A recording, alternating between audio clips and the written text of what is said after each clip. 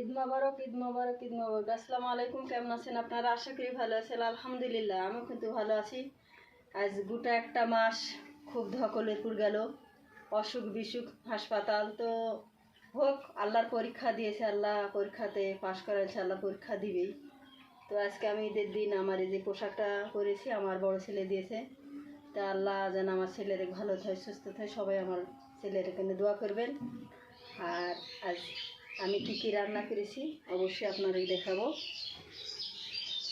তো যে রান্না করেছি গরম গরম পোলা ভাত, কারণ শরীরটা ভালো না, একটা মাস আমি ভালো থাকতে পারিনি। অসুখ বিসুখ লাগিয়ে আছে, নাতির অসুখ, ছেলের বউয়ের অসুখ, আমার অসুখ, ঠিক মতন থাকতে পারেনি।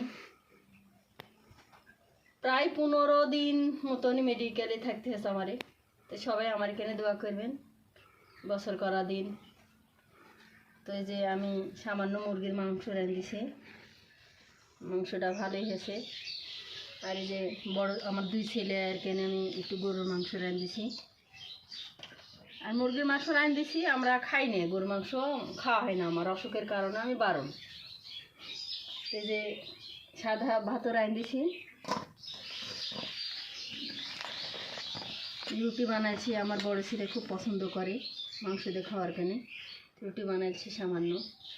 শরীরে মানে কুলাতে পারছি না, কী করবো, চলছে না, জান চলছে না, তা খাওয়াইতে হবে স্বল্প প্রতি বছর করা দিন।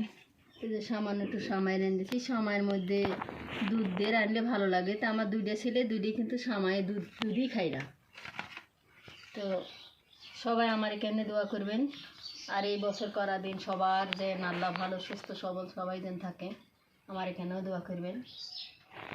তো আজকের মতন এই পর্যন্ত, অন্য কোনো ভিডিওতে দেখা হবে। আল্লাহ হাফেজ।